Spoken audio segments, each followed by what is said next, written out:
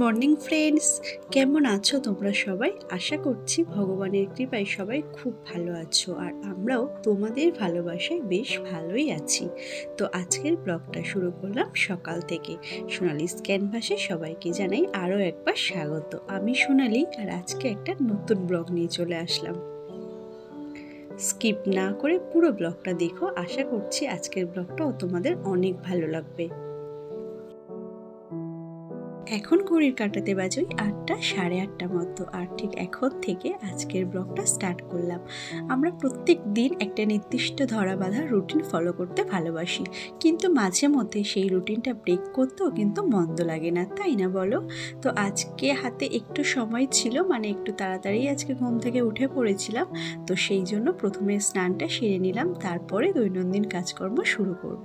মাম্মামও ঘুম থেকে উঠে পড়েছে, মাম্মাম ব্রাশ করতে গেছে ওর পাপার সাথে। আর এখন আমার প্রথম কাজ হলো মাম্মামের জন্য টিফিন বানানো। আমি চেষ্টা করি আমার দৈনন্দিন জীবনযাত্রা তোমাদের সাথে শেয়ার করার। তোমরা অবশ্যই কমেন্ট করে জানিও যে আমার ডেলি লাইফস্টাইলটা তোমাদের কেমন লাগে। জানো তো বন্ধুরা, আমার মনে হয় সকালে উঠে প্রথমে স্নান সেরে নিয়ে তারপরে পুজো দিয়ে নিয়ে যদি সংসারের কাজকর্ম শুরু করা যায়, মনে হয় যেন একটা আলাদা পজিটিভ এনার্জি কাজ করে। যদিও এটা সম্পূর্ণটাই আমার পার্সোনাল ওপিনিয়ন, আর সপ্তাহের প্রত্যেকটা দিনই হয়তো আমি এই রুটিনটা ফলোও করতে পারি না, কিন্তু আমার পার্সোনালি খুব ভালো লাগে এইভাবে দিনটা শুরু করতে। কিন্তু কি করব বলো, আমার সকালে উঠে ব্যস্ততাটা এতটাই বেশি থাকে যে অনেক দিনই হয়তো স্নান করার সময়ই পাই না। বুঝতেই পারছো, সকালে উঠে স্নান করে পুজো দেওয়াটা বেশ একটা সময় সাপেক্ষ ব্যাপার।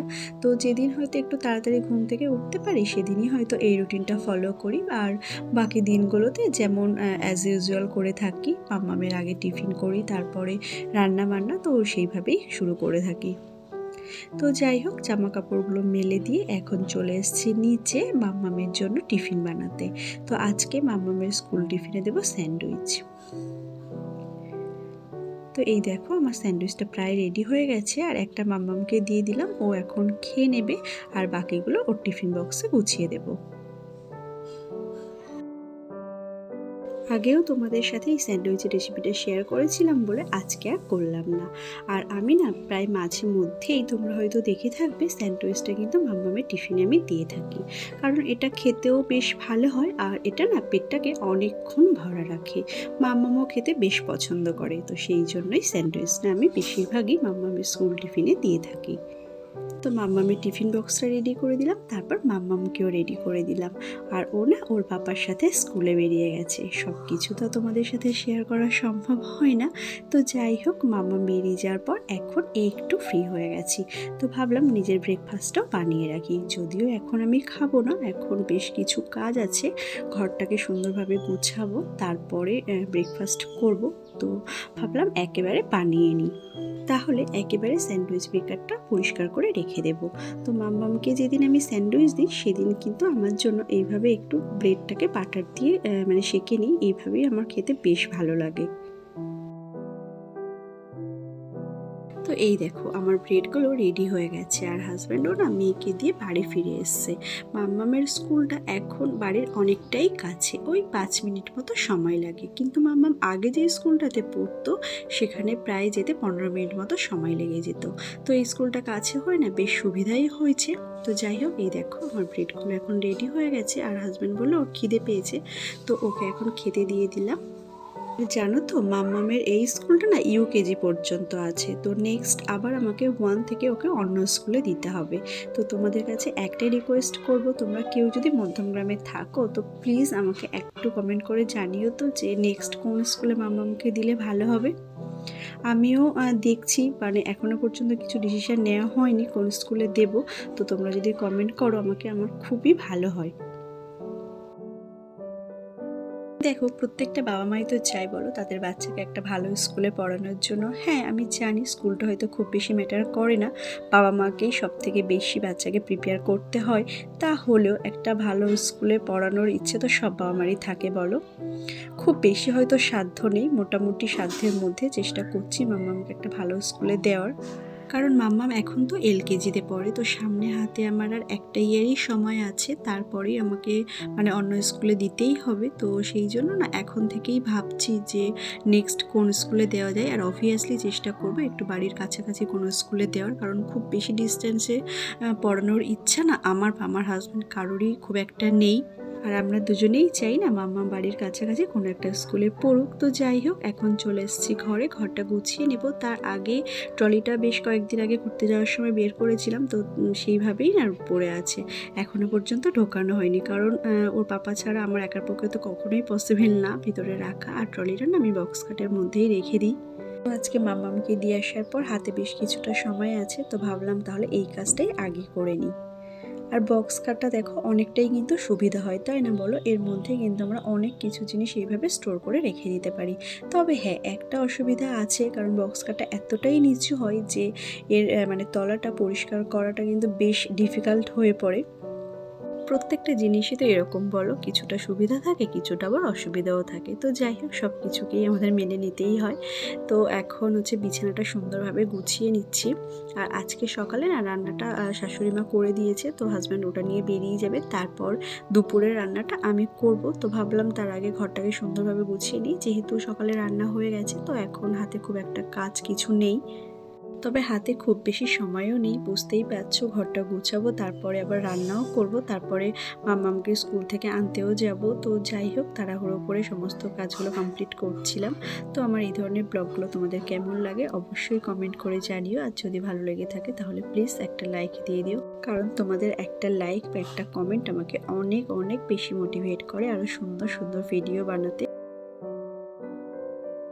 জানো তো বন্ধুরা, প্রত্যেকদিন সকালবেলা আমাকে প্রত্যেকটা পা ফেলতে হয় ঘড়ির কাঁটার সাথে তাল মিলিয়ে, মানে ঘড়ির দিকে তাকিয়ে তাকিয়ে আমাকে সমস্ত কাজকর্ম করতে হয়। ইভেন এখনও দেখো আমি বিছানা গোছাতে গোছাতে কিন্তু বারবার ঘড়ির দিকেই তাকাচ্ছিলাম, কারণ বুঝতেই পারছো সময়ের মধ্যে আমার কাজগুলো কমপ্লিট করে মাম্মামকে আনতে যেতে হবে। তো এই যে দেখো, বিছানাটা এখন সুন্দরভাবে গুছিয়ে নিয়েছি।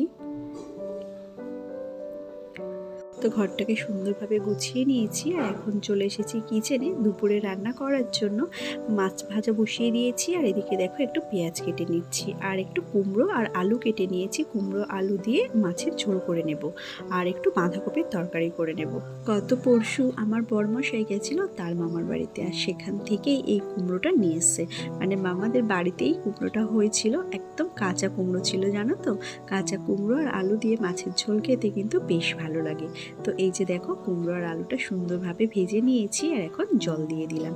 আর মাছটা আমি আগেই ভেজে রেখে দিয়েছিলাম। তো মাছের ঝোলটা হয়ে গেলে একটু বাঁধাকপির তরকারিটা করে নেব। আজকে সকালে স্নান সেরে পুজো কমপ্লিট করে কিচেনে আস্তে আস্তে না আমার বেশ দেরি হয়ে গেছিলো।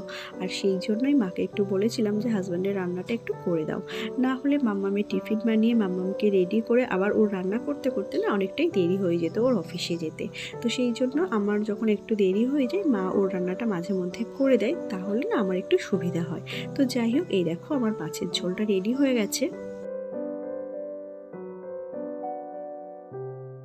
আমি যখন প্রথম এই বাড়িতে পা দিই, তখন না আমি একদমই কিন্তু রান্নাবান্না করতে পারতাম না। আর সেটা নিয়ে কিন্তু আমার বাড়ির লোকের কোনো অবজেকশনই ছিল না। মানে আমার শ্বশুর মশাই বলো বা আমার শাশুড়ি মা বলো, কোনো দিনই এই নিয়ে কোনো অভিযোগ করেনি। ওরা কিন্তু আমাকে অনেক সুযোগ দিয়েছে রান্নাবান্না শেখার। তো যাই হোক, এখন কিন্তু আমি ধীরে ধীরে সমস্ত রান্না করতে শিখে গেছি। তো রান্নাটা কমপ্লিট হয়ে গেছে, আর এখন দেখো কিচেনটাকে সুন্দরভাবে পরিষ্কার করে নিচ্ছি। মানুষ চাইলে সব কিছুই পারে, তাই না বলো? শিখতে চাইলে সব কিছুই শেখা যায়। প্রথম প্রথম না ভীষণই অসুবিধা হতো, একদম গুছিয়ে কাজ কমপ্লিট করতে পারতাম না, আর রান্না করতেও না অনেকটা সময় লেগে যেত। কিন্তু এখন আস্তে আস্তে শিখে গেছি যে কোন কাজটার পর কোন কাজটা করলে সময়ের মধ্যে সমস্ত কাজ কমপ্লিট করা যায়। তো সেই জন্য রান্না করতে করতেও কিন্তু কিচেনটাকে বেশ খানিকটা গুছিয়ে রাখি। আর রান্না করার পর আর খুব বেশি সময় দিতে হয় না। তো যাই হোক, সময়ের মধ্যে আমার রান্নাবান্নাটাও কমপ্লিট হয়ে গেছে। এবার নিজে রেডি হব, তারপর আবার মাম্মামকে আনতে বেরিয়ে পড়বো। চলো তোমাদেরকে একটু দেখাই আজকে দুপুরের মেনুতে আমাদের কি কি ছিল। তো এটা হলো সকালের রান্না, হাজব্যান্ডকে যেটা করে দিয়েছিল তার মধ্যে এইটুকু রয়েছে। আর এই যে দেখো, এটা বাঁধাকপির তরকারি করে নিয়েছি, আর এই যে মাছের ঝোল করে নিয়েছি। তো এই ছিল আজকে দুপুরের মেনু।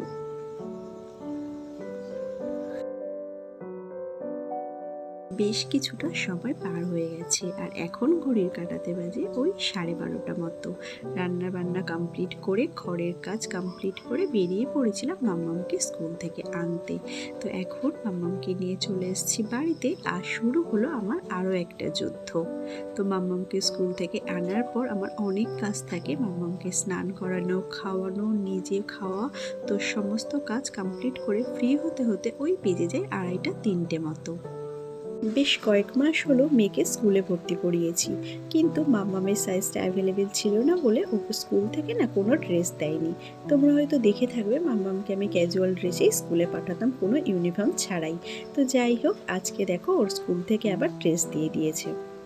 স্কুলের ড্রেস পরে যেত না, বাড়ির জামা কাপড় পরে যেত। সেটা একদিকে হয়তো দেখতে খারাপ লাগতো, বাট অনেকটাই কিন্তু কমফোর্টেবল ছিল। বুঝতেই পারছো স্কুল ড্রেসগুলো কিন্তু সেইভাবে সুতির কাপড় হয় না। তো যাই হোক, যেহেতু ড্রেস দিয়ে দিয়েছে সেহেতু তো পরাতেই হবে। আর এখন যাব আমি মাম্মামকে স্নান করাতে। তো চলো, আজকের মতো টাটা। সবাই খুব ভালো থেকো, সুস্থ থেকো, আর অবশ্যই নিজেদের খেয়াল রেখো।